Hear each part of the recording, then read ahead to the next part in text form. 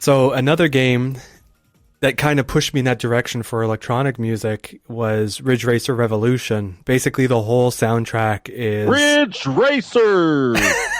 that's basically it. Ridge Racer! We're ready and waiting for you.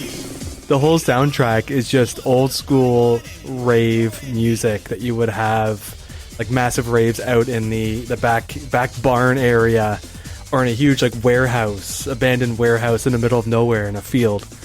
But the whole soundtrack back in the day, for me, I was probably like 11 or 12. I was like, this is the shit right here. It's just super heavy, like jungle drums and samples and like crazy stuff. I know it's repetitive, and that's just electronic music, and I've always loved electronic music ever since I started listening to it. And Ridge Racer Revolution was a great game.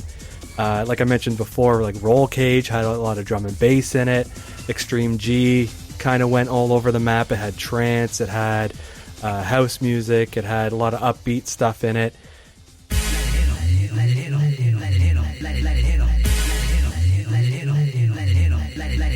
Racing games and electronic music really seemed to be a natural fit, especially in the 90s, because it was very upbeat, very dramatic, and a lot of the futuristic racing games had a combat element to it, where you're shooting at people and you're driving on the ceiling, or you're in like an anti-gravity machine off the track and you're floating through the air. Basically, it just had this, like, electronic music it has a futuristic feel because it's played on synths and drum machines and stuff, so it's machines, right? So machines with futuristic racing vehicles, it just sort of fit. And I've always liked that imagery. And Wipeout had that imagery where it was almost like Blade Runner, where it has that dystopian future, and all over the place there's neon signs, and there's a lot of like Japanese kanji characters and stuff like that in it. And I don't know, I just fell in love with all of that, with all that stuff, the artwork, the music, the speed. It was just intense. I loved it.